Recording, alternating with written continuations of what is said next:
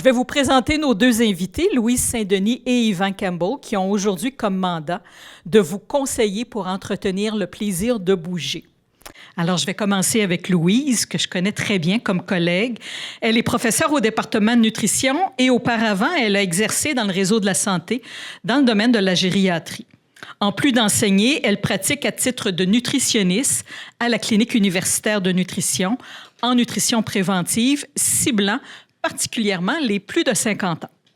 Son enseignement rejoint des étudiants en nutrition, mais aussi des étudiants qui sont issus de différents programmes universitaires.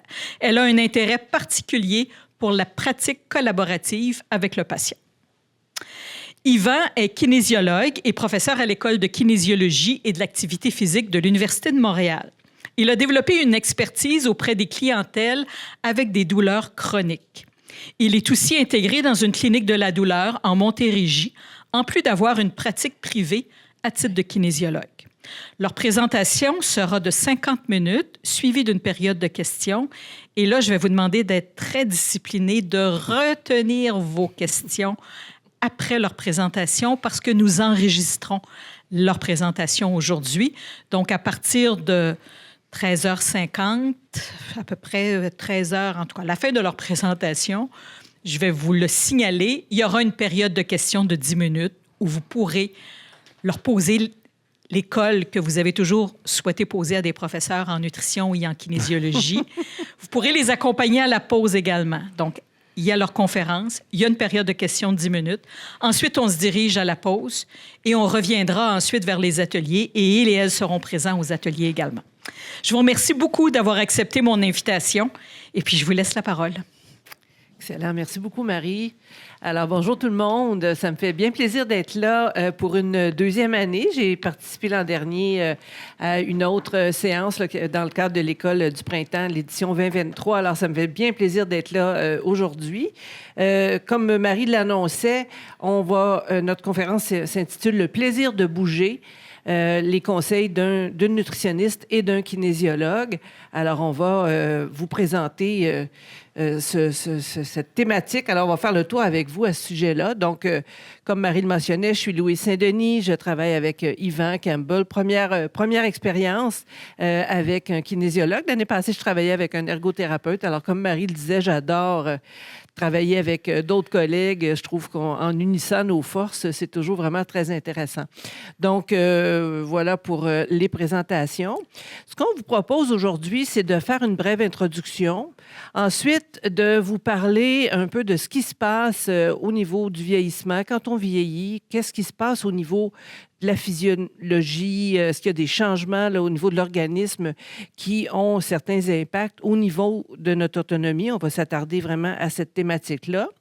On va regarder aussi ensemble comment on peut faire pour préserver sa condition physique et nutritionnelle aussi. Donc, quelques trucs, quelques astuces, des conseils, recommandations. Et on va terminer par quelques messages clés là, à retenir. Et puis, comme Marie l'annonçait, la période de questions. Si mes calculs sont bons, comme on commence à 13h30, c'est à 14h20 qu'on va s'arrêter. Alors, et apparemment, on est deux jasants. Alors, il va falloir peut-être qu'on s'autorégule, mais on va garder tout ça bien à l'heure pour aller ensuite à la pause et aux ateliers qui vont vraiment être en lien avec le message qu'on vous a dit aujourd'hui. Donc, j'ai une petite question pour vous pour commencer. Belle petite voiture. Moi, j'ai mis celle-là parce que c'est des souvenirs d'enfance avec mon cousin qui avait une petite coccinelle orange comme ça. Alors, j'ai mis ça. Quand on a une voiture, qu'est-ce qu'on va faire comme conducteur de voiture, propriétaire, etc., pour bien garder notre voiture en forme? Est-ce que vous êtes capable de me dire certaines choses? L'entretien, oui. À part ça, changer l'huile, l'anti-rouille, effectivement. Le carburant ou maintenant l'électricité aussi. Alors, quelque chose qui va donner de l'énergie, effectivement. D'autres choses? Changer les pneus l'été, l'hiver, effectivement. S'assurer qu'ils sont bien en bonne condition, tout ça. Oui, ça, c'est la conduite, effectivement, pour ne pas faire d'accident. Donc, on s'assure de conduire de manière sécuritaire et dans des conditions sécuritaires aussi. Alors, c'est un peu ça, dans le fond, hein? L'entretien régulier, comme des choses que vous avez nommées, effectivement. Donc, changer d'huile, s'assurer qu'on a du lave-glace, etc. Les pneus, comme vous le mentionnez. Avoir le bon type de carburant, s'assurer de ne pas manquer aussi, alors que ce soit maintenant de l'essence ou de l'électricité, là, d'avoir la petite source d'énergie. Y donner bien de l'amour. Alors, on en prend soin, on la nettoie, on s'assure là, qu'on enlève les trucs d'hiver, les déglaçants, tout ça, pour que ça rouille pas trop. Alors, on prend beaucoup d'amour et on s'assure de rouler, comme vous l'avez mentionné, dans des conditions qui sont vraiment sécuritaires pour ne pas avoir d'accident. Bien, si on fait le parallèle un peu avec le corps humain, bien, c'est un petit peu la même chose. Qu'est-ce qu'on doit faire avec notre corps pour s'assurer que ça aille bien? Avez-vous des idées? Le nourrir, oui. Dormir, le faire bouger. C'est ça, rester actif, effectivement. Oui, on parle d'aliments, mais l'hydratation, c'est super important aussi. Vous avez raison. Oui, en prendre soin, hein, le dorloter, ça, c'est bon. Hein, on pense beaucoup à notre corps physique, mais il y a tout notre volet mental aussi, hein, c'est ça. Fait que ça, c'est important aussi. Fait que c'est un peu la même chose. Dans le fond, hein, on doit, c'est ça, s'assurer que la mécanique est bonne. On bouge parce que moins on bouge, puis ça, Yvan va vous en parler beaucoup, bien, plus on peut être plus ankylosé. Hein. On a juste à penser qu'on est assis sur notre chaise pendant longtemps, puis on se lève, puis oh boy, il faut comme se dérouiller. Alors donc, s'assurer que la mécanique est bonne, bien manger, bien boire, comme vous l'avez mentionné, des aliments de qualité, des aliments aussi en quantité suffisante, des aliments qu'on aime manger aussi. Toute cette question de plaisir de manger, c'est important. Bien s'hydrater, comme vous l'avez mentionné. Le dorloter, c'est ça, prendre des pauses, se faire du bien, etc. Tout ça, c'est vraiment bien. Et s'assurer aussi bien, de faire nos activités, vivre notre vie en minimisant finalement les problèmes. Donc, en faisant attention là, pour qu'on n'ait pas d'accidents ou de problèmes. Donc, on essaie de faire attention à tout ça. Fait que c'est un petit peu la même chose, finalement, le corps ou une auto. Alors, c'est un petit parallèle qu'on voulait faire pour débuter. Donc, ça m'amène à vous parler de nos objectifs, ce qu'on veut donc dans le cadre de cette formation-là. On souhaiterait que vous puissiez réaliser l'importance de l'alimentation et de l'activité physique pour vous garder physiquement autonome le plus longtemps possible. On sait justement que ces deux déterminant important pour un vieillissement en santé, un vieillissement réussi, qu'on peut dire aussi. Et si on travaille à avoir une alimentation qui est de bonne qualité, en bonne quantité, qu'on reste actif, bien, on va être en mesure de rester autonome beaucoup plus longtemps, c'est certain. Alors, on va, à travers la formation, là, vous discuter de ces aspects-là. Et vous allez aussi prendre connaissance des conseils que Yvan vous donnera pour vous permettre de préserver, voire augmenter votre capacité fonctionnelle aussi. Et plus spécifiquement en nutrition, comment on peut préserver sa masse musculaire. Parce que vraiment, c'est notre focus. On aurait pu parler de beaucoup de choses. Puis ceux qui ont assisté mardi, vous avez entendu parler de santé osseuse. Là, on va plus parler de muscles et de protéines, notamment là, dans le cadre de cette conférence-là. Alors, pour débuter, quelques notions, puis Yvan va compléter par la suite. Donc, au niveau de la masse musculaire, puisque c'est vraiment le clou là, de notre conférence aujourd'hui, qu'est-ce qui se passe avec le vieillissement? Qu'est-ce qui arrive à notre masse musculaire? Est-ce qu'il y en a qui ont une petite idée? Elles font? Oui. Vous n'avez pas tort, effectivement. On dit que effectivement la masse musculaire avec l'âge diminue. À partir de l'âge de 50 ans à peu près, on commence à avoir une diminution de la masse musculaire. Certaines références parlent d'à peu près 1% de notre masse musculaire à chaque année. Donc, tranquillement, la masse musculaire diminue.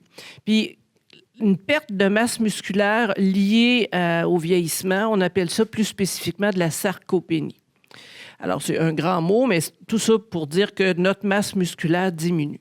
Alors, c'est un fait, puis on voit même une petite image ici où on a à votre gauche un muscle de grosseur, de volume normal, puis un muscle qui est diminué à votre droite.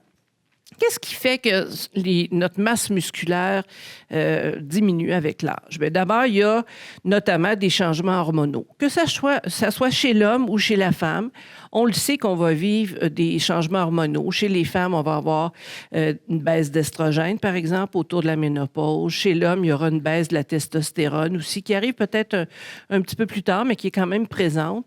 Et tout ça fait en sorte que ça va contribuer à la réduction de notre masse musculaire.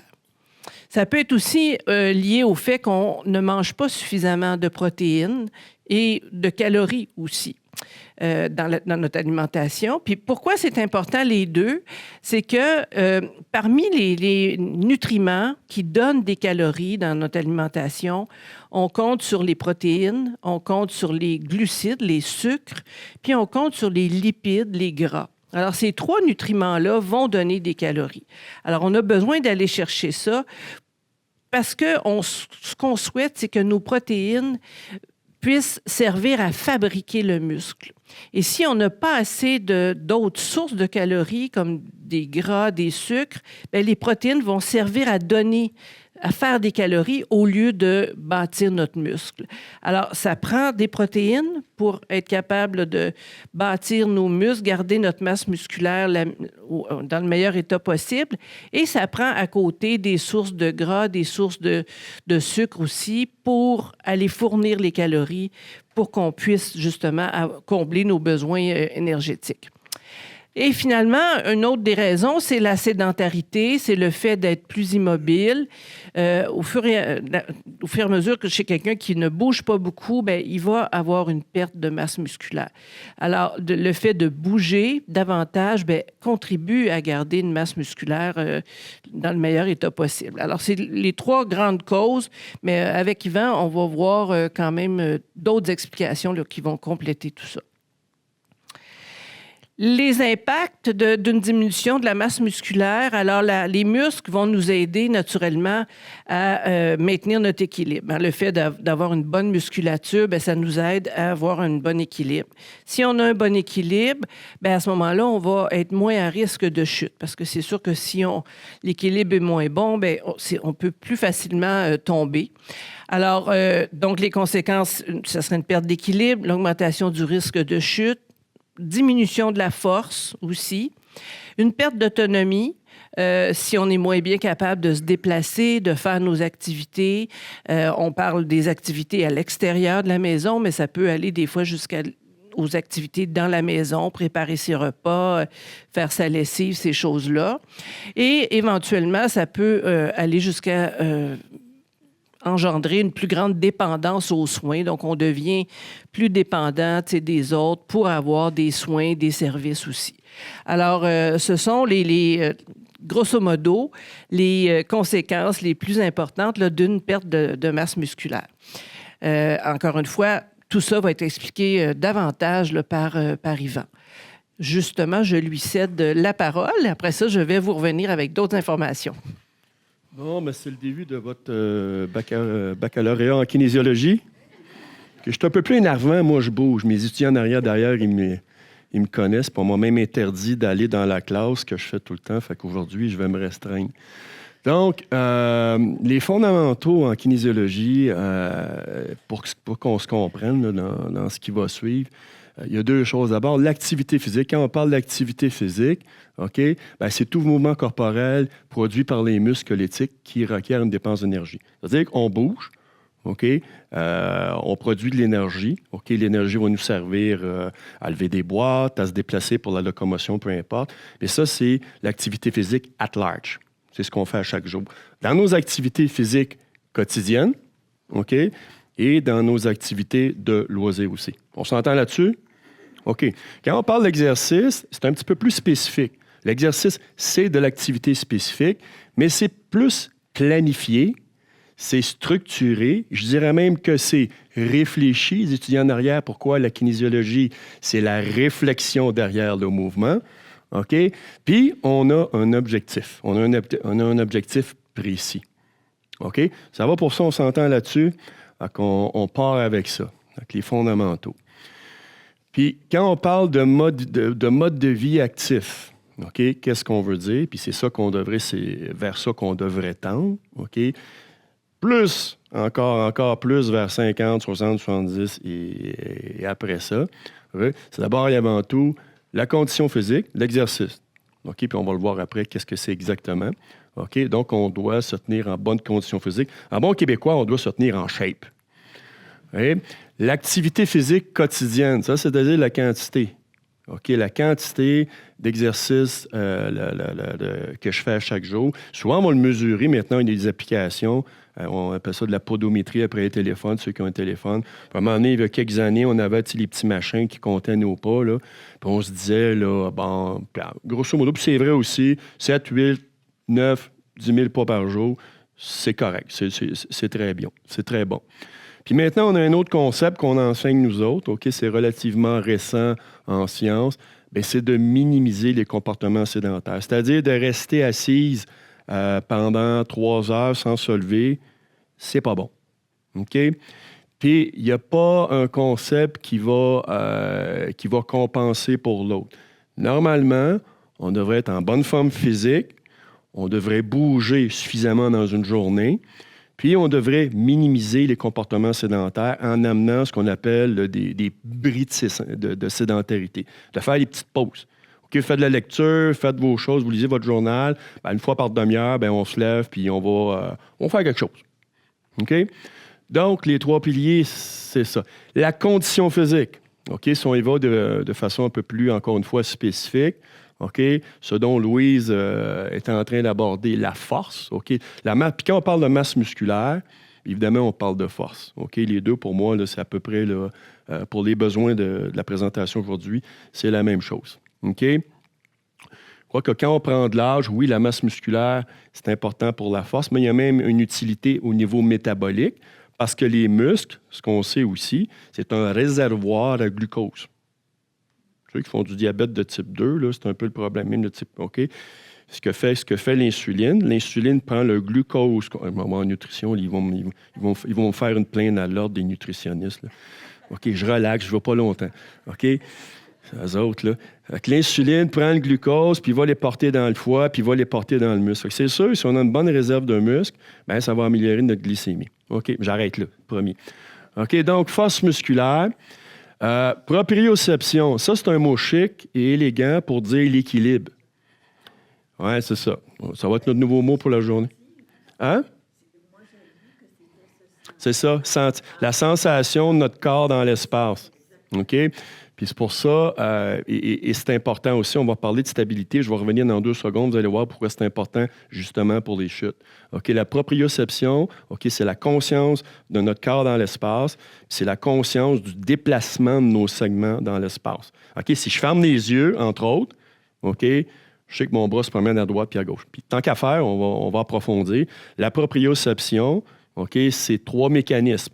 C'est des neurones, c'est des nerfs, des mécanorécepteurs que j'ai un peu partout dans pas mes organes, mais mes segments, OK, mes membres.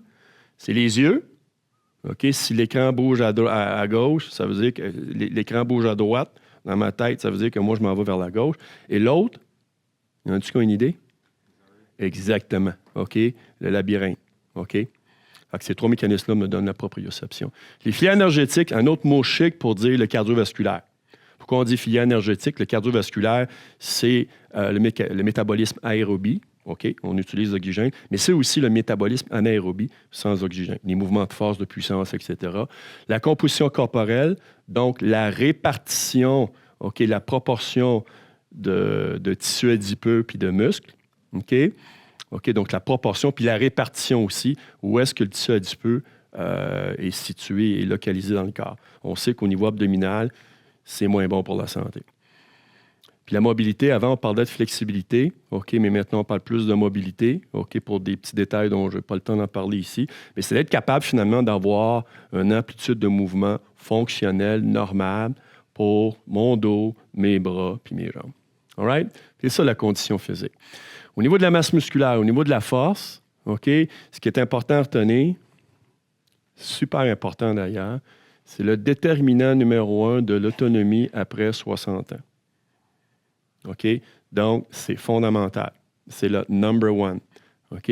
Puis, ce que Louise avait commencé à expliquer, c'est que oui, ça va atteindre un sommet, OK, 30-40 ans au niveau de la masse puis de la force musculaire. OK? Puis, tranquillement, pas vite, ça va descendre.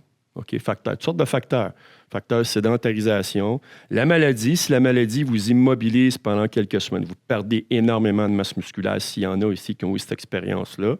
Facteurs hormonaux, donc la testostérone. Testostérone autant chez les femmes que les hommes en passant. OK, les hommes, la testostérone, c'est fabriqué où? Testicules. OK, chez les femmes, vous n'avez pas ça, vous. Non, c'est les surrénales.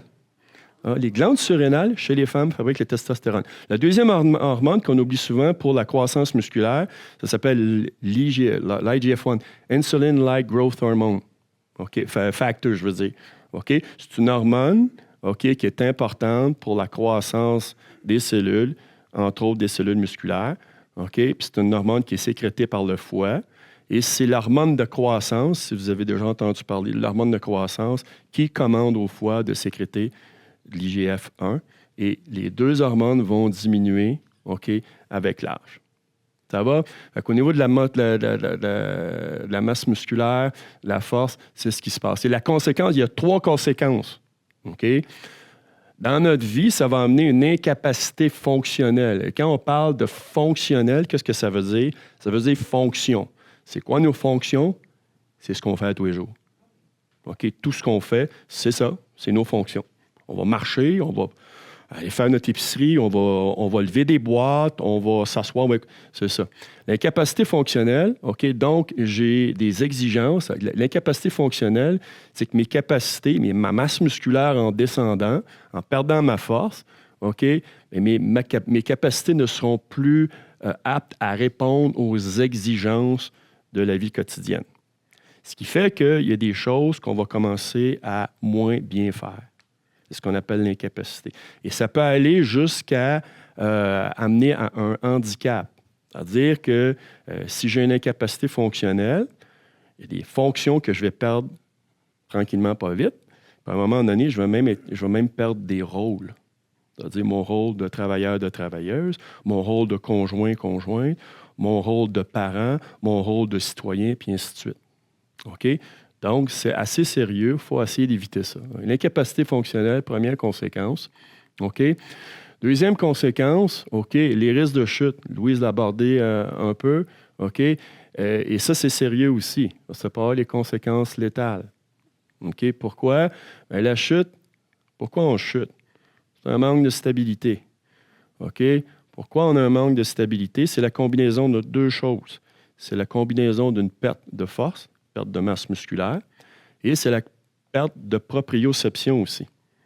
OK, c'est important. La proprioception, c'est super important. Quand j'explique aux étudiants, OK, l'idée là, d'être stable, c'est comme quand tu t'en vas en auto. OK? Ton auto s'en va à droite dans le fossé. Qu'est-ce que tu fais? Le plus possible, tu ramènes à gauche. Ouais, des fois, les étudiants, ils me regardent, puis ils disent, bon, Seigneur, vous avez votre permis de conduire, vous autres? OK, ça va bien. OK. Donc, mon auto s'en va à droite, c'est ma proprioception. Je sais que je suis en train de basculer. Avec mes muscles, je vais ramener. Donc, quand on entraîne, si on va entraîner, on veut s'entraîner, OK, pour être solide sur nos papates, OK, il faut entraîner la force et il faut entraîner aussi la proprioception. OK, donc, puis évidemment, si je manque de stabilité, si je chute, bien, la combinaison très dangereuse, OK, c'est la chute puis l'ostéoporose. Les autres, je pense que vous l'avez vu cette semaine, là. OK? Donc, puis on regarde ici, c'est un peu épeurant, mais il faut le voir. Décès par complication, 1 an post-fracture, après 70 ans, je chute, je me casse une hanche, je me fracture une hanche, en 10 puis 30 des gens qui ne passeront pas la porte. OK? Je suis pas payé, Louise? Je suis rendu où, là? Ouais? Oui. OK, oui, on va y arriver. OK. Troisième conséquence, OK, l'augmentation de la fatigue puis de la douleur. Perte de masse musculaire, perte de force. Qu'est-ce que ça entraîne? OK? Ça fait en sorte que si ta capacité maximale, ta capacité de production de force diminue, OK, ta capacité maximale va diminuer pour faire les choses que tu fais dans la vie de tous les jours. Donc, ton effort relatif va diminuer. OK? En fait, le contraire. OK? Si je perds ma capacité maximale, mon effort relatif, qu'est-ce qui va arriver? Il va augmenter. C'est parce que mon graphique est un peu à l'envers, là. OK? Mais il va augmenter. Ma capacité maximale ici, OK, là, je suis au max. Si je la perds, mon effort relatif pour tout ce que je fais dans la vie de tous les jours va augmenter. Donc, ma fatigue va augmenter. Ça va? On a un principe ici, puis on va finir tantôt avec ça, au niveau de la douleur, mais je vous le dis tout de suite. OK, ceux qui ont de la douleur ici, ça existe-tu? Y a-tu des gens qui ont un petit peu de douleur? OK? L'arthrose? Oui, OK, c'est ça. C'est assez commun. Puis moi, d'ailleurs, même affaire. OK? Je me suis déchiré un ménisque, puis je commence à avoir de l'arthrose dans le genou droit. OK? Plus je suis fatigué, plus mon effort, plus ma capacité physique, OK, diminue, plus mes efforts relatifs augmentent, plus ma douleur va augmenter. Alors, quand nous autres, on fait de la réadaptation en contexte de douleur chronique, une des raisons, OK, pour laquelle la douleur va diminuer, OK, c'est en augmentant notre capacité physique, on va diminuer nos efforts relatifs, puis on va diminuer la douleur. Ça, c'est une des raisons. OK? Donc, c'est ma dernière. OK, donc pour maintenir, OK, puis il y a une chose qui est importante, pour maintenir ou augmenter la masse musculaire. OK, souvent, malheureusement, on dit, c'est sur Internet, puis même les médecins vont vous dire ça, juste d'être actif, c'est pas suffisant. Surtout après 50 ou 60 ans. OK, d'avoir une dépense énergétique quotidienne élevée, c'est pas assez. OK? J'en vois plein. Puis même, c'est la même chose autant pour la masse musculaire que l'ostéoporose. OK? Ça prend un programme de conditionnement physique. Il faut stimuler le système locomoteur, OK, à un niveau plus élevé que ce qu'on fait à tous les jours. OK? Nos muscles, ils vont se renforcer s'ils ont un stimulus qui est inhabituel. OK, donc, de là, l'utilisation, par exemple, des poids haltères, des machines de musculation, à la limite des élastiques. Donc, c'est important parce que ce qu'on veut faire, OK, avec un programme d'exercice, on veut maintenir, on veut garder l'équilibre entre nos capacités et les exigences de notre vie quotidienne. On veut faire plus que ça, d'ailleurs. On veut se composer une réserve fonctionnelle. C'est-à-dire que mes capacités doivent excéder mes exigences. Parce que si tu es malade ou s'il arrive une affaire comme la COVID il y a quelques années, OK, mais si tu es malade, tu es hospitalisé pendant 2-3 semaines, tu perds la masse musculaire, mais tu as une réserve. OK, donc, les impacts sont moins dommageables pour nous. On reviendra tantôt comment on va faire ça. Excellent. Merci beaucoup. Alors, justement, on passe à la partie plus pratique, si on peut dire, où on va voir comment on va faire pour préserver notre masse musculaire. Alors, on va parler de nutrition pour commencer, puis ensuite, je recéderai la parole à Yvan. Donc, la masse musculaire est constituée principalement de protéines. En fait, les protéines ne sont pas présentes uniquement dans les muscles, elles sont présentes aussi dans toutes les cellules de notre corps. Donc, c'est des constituants vraiment essentiels pour l'organisme et c'est vraiment important pour qu'on puisse maintenir toutes nos fonctions, une bonne masse musculaire, mais aussi ça entre dans la composition d'un paquet d'autres composés, tissus, etc. Donc, c'est vraiment important. Alors, les protéines, qu'est-ce qu'elles vont faire? Les protéines alimentaires, elles vont permettre de retarder la perte de masse musculaire. Si on a suffisamment de protéines pour combler nos besoins, on va arriver à justement préserver cette masse musculaire-là, faire en sorte qu'on perde moins de muscles que ce qu'on vous a expliqué, là, qui était un phénomène là, normal, mais on va essayer de freiner un petit peu ça. On est capable, avec les protéines, d'entretenir et de réparer nos tissus. Alors, on se blesse, on a une chirurgie, par exemple, bien, il faut qu'on cicatrise tout ça. Alors, c'est important d'avoir suffisamment de protéines pour ça. Ça a un lien aussi avec le système immunitaire. Donc, avec le vieillissement, le système immunitaire diminue. On est plus sensible aux infections, etc. Si on maintient un bon état nutritionnel avec suffisamment de protéines, bien, on a un système immunitaire qui est plus fort pour combattre les différentes infections, etc. Ça permet de maintenir une bonne fonction physique, pardon.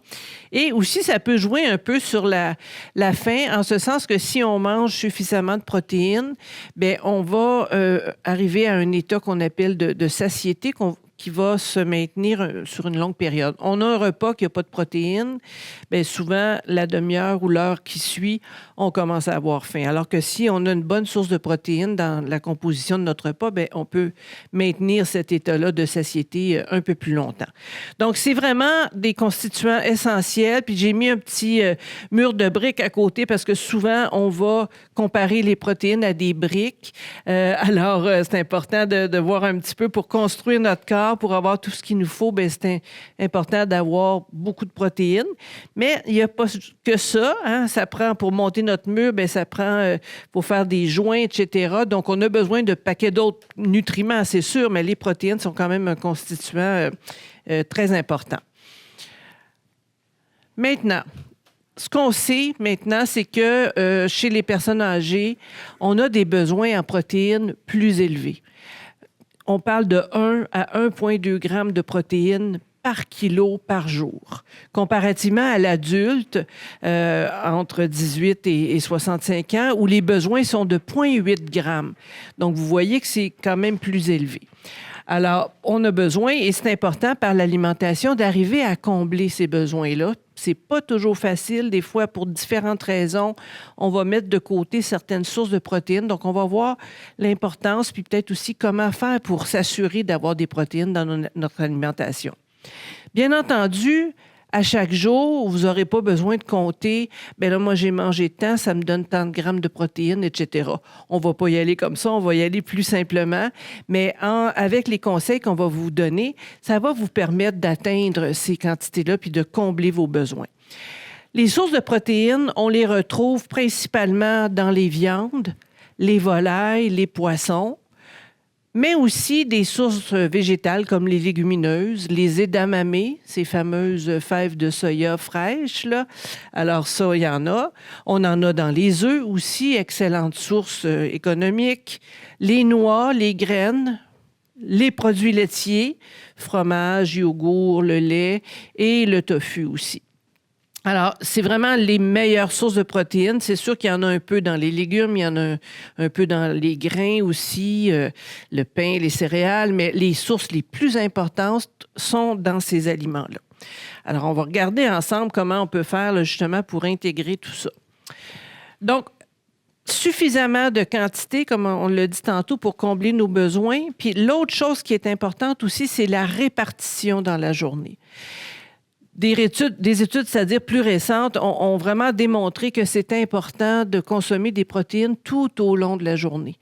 Parce que quand on en mange, ça va nous permettre, avec le métabolisme, là, de refaire notre masse musculaire.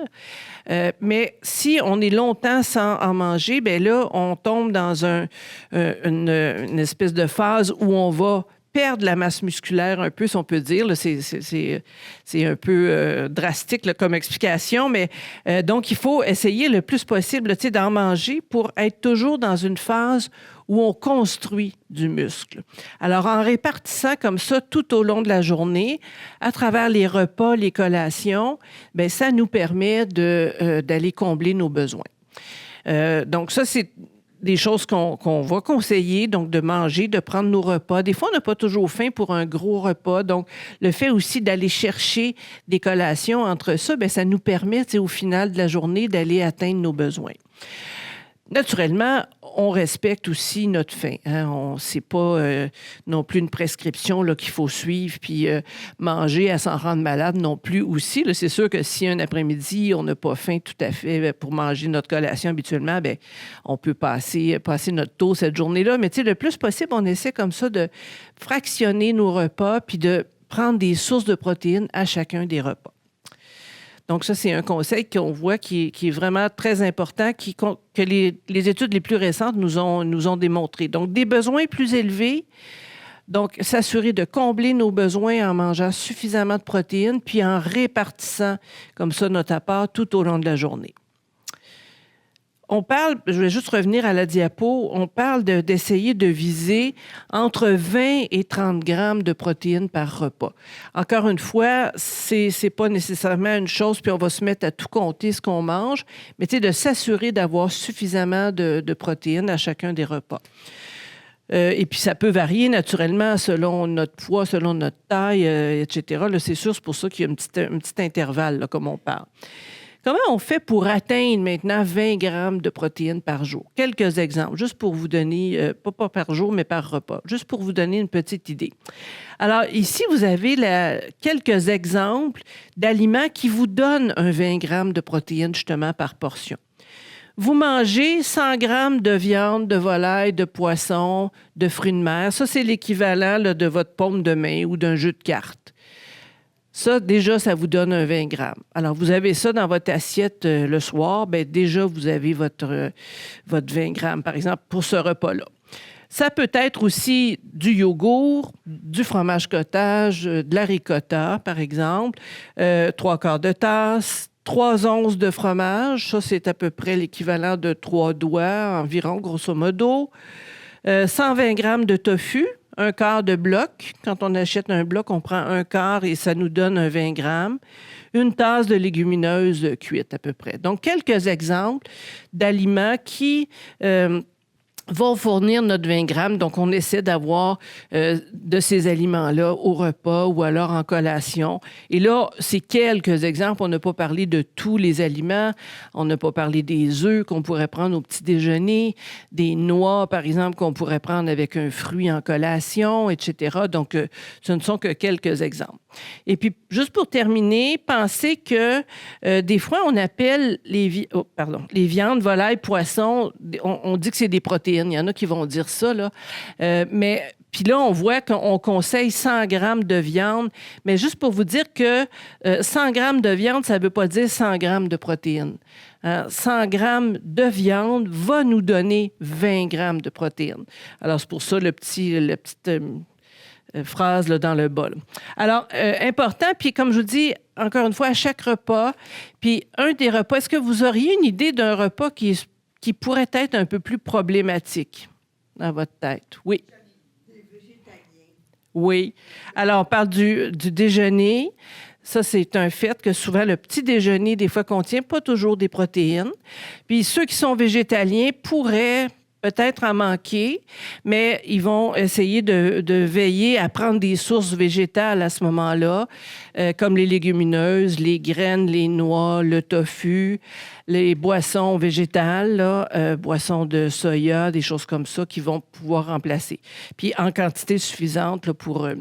Mais c'est important de prendre suffisamment de protéines, de varier ses sources aussi. L'idéal pour être capable d'aller chercher, parce que les protéines, ce sont des molécules qui sont constituées, pas des molécules, mais des composés qui sont constitués de plein de petites composantes qu'on appelle les acides aminés. Puis chaque aliment contient pas tout à fait les mêmes acides aminés.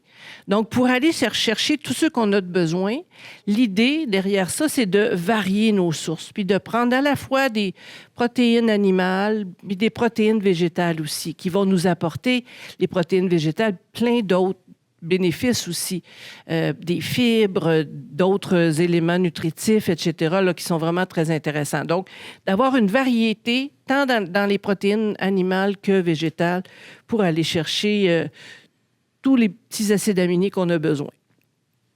Alors, quelques trucs plus concrets pour augmenter. Quand on va à l'épicerie, pensez à acheter des sources de protéines. Des fois, on oublie, on va acheter du pain qui nous manque, on va acheter des fruits, des légumes, puis on n'aura peut-être pas nécessairement toujours un peu de viande, des poissons en conserve, des œufs, etc. Donc, pensez à acheter tout ça. Lire les étiquettes aussi. Ça, c'est bien important parce que des fois, on peut avoir toutes sortes de surprises.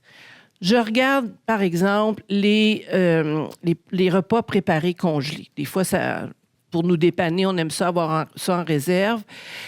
Très intéressant de regarder la teneur en protéines parce que vous allez des fois avoir des repas de pâtes, par exemple, avec une petite sauce blanche puis quelques fleurons de brocoli qui va peut-être contenir 4 grammes, 5 grammes de protéines, c'est tout.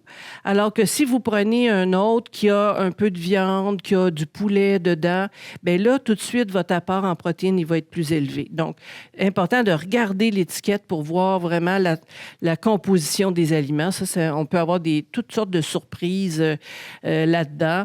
La même chose, les boissons végétales, elles ne contiennent pas toute la même quantité de protéines. Alors, c'est important d'aller chercher, repérer celle qui contient le plus de protéines pour être quand même une très bonne source. Quand vous préparez vos repas, bien, ça aussi, pensez à inclure une source de protéines à chaque repas, chaque collation. Donc, mon petit déjeuner, je vais me prendre un œuf, je vais me prendre un beurre de noix, du fromage, peut-être du yogourt, etc., pour être sûr. La même chose au dîner, au souper.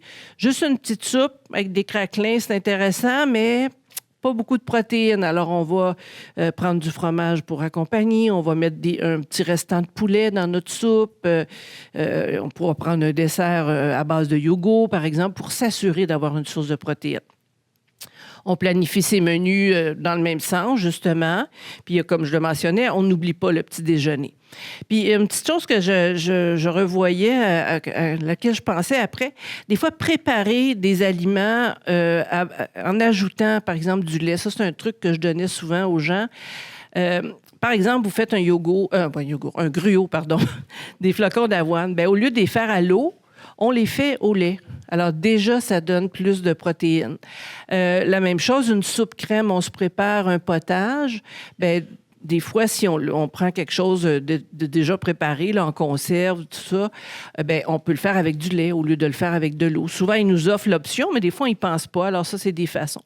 Acheter des laits plus riches en protéines qui existent maintenant sur le marché, ça, c'est un autre truc aussi. Parce que pour la même quantité, vous allez avoir une dose beaucoup plus importante de protéines. Alors ça peut être bien. Justement, à table, bien, choisir des boissons riches en protéines. C'est très bien de s'hydrater, c'est sûr, de prendre de l'eau, etc. Mais de prendre du lait ou autre chose, c'est très bien. Et d'ajouter des protéines aussi aux collations, en y pensant. Alors, je vous parle rapidement, ça vous fait penser, je suis certaine, au Guide alimentaire canadien, hein? Mais c'est une assiette qui a été faite par des collègues aux États-Unis où on reprend un peu le même principe, c'est-à-dire que notre assiette doit contenir des fruits, des légumes, des grains, des céréales, du riz, etc., et des sources de protéines. Mais on a porté une attention particulière dans les sources de protéines, naturellement à toutes sortes de sources qu'on vous a mentionnées, là, comme que je vous ai dit précédemment, mais aussi les produits laitiers, qui sont une excellente source de protéines, mais aussi de calcium et de vitamine D, qui sont bons pour nos os, comme Yvan le mentionnait. Alors, quelques exemples que je vous ai mis ici. Alors, on en a parlé là, un petit peu à travers la présentation, donc je vais passer quand même rapidement.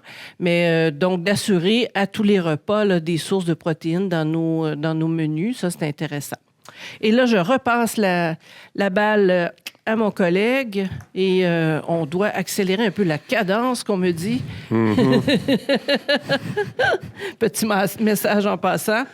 OK, bien, une fois qu'on a ingéré nos protéines, à ce moment-là, il s'agit de les transformer en muscles. OK? Puis l'idée, encore une fois, au niveau de la biologie humaine, OK, c'est que si on stimule les muscles, il y a un paquet de processus physiologiques qui va faire en sorte que la synthèse protéique, la synthèse de protéines, les muscles vont prendre les acides aminés puis vont se reconstruire. Fait que très, très pratiquement, OK, ce qu'on peut faire, puis le mieux encore là, c'est sûr que je prêche pour ma paroisse, là, mais c'est de se faire encadrer, à la limite au moins une première fois par un ou une kinésiologue pour être capable de vous bâtir un programme qui est taillé sur mesure. Parce qu'on a nos conditions et des conditions pathologiques qui sont différentes. Vous avez des conditions personnelles différentes. À ce moment-là, ça vaut la peine, au lieu d'aller sur Internet puis de trouver un peu n'importe quoi, puis à la limite d'avoir ce qu'on appelle, nous autres, un effet iatrogénique, c'est-à-dire au lieu de vous aider, votre programme, il va vous nuire. Vous allez vous blesser.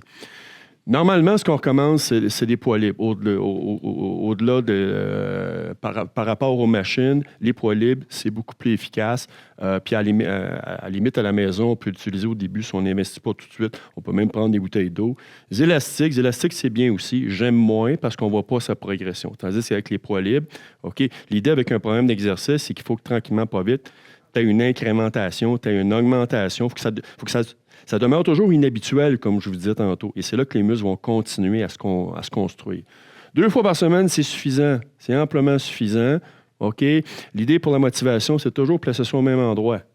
OK? Dans sa semaine, dans la même plage horaire. L'important aussi, c'est d'avoir un repos d'1 ou 2 jours entre les sessions. OK? Pas vous dire, je fais mon programme le lundi, je le fais le mardi, je suis clean pour le restant de la semaine. Pas bon. Parce que les muscles se construisent pas pendant l'exercice.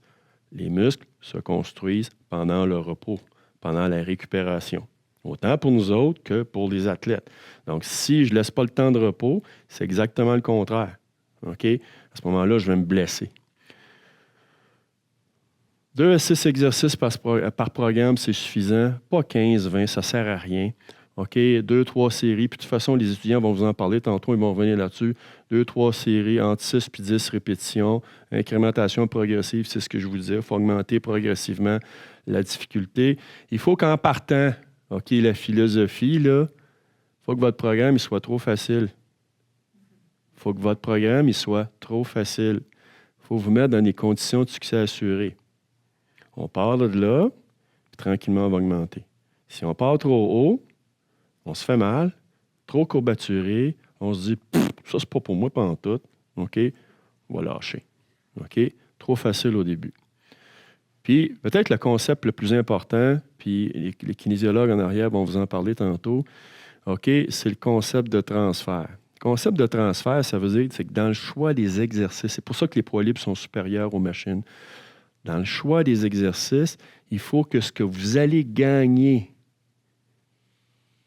les gains que vous allez faire dans votre exercice, il faut que ces gains-là soient transférés dans mes activités de la vie quotidienne. Quand on parle d'entraînement fonctionnel, on veut que les gains au niveau de l'exercice, OK, augmentent, soient transférés vers la fonction. Et c'est ça le principe de transfert.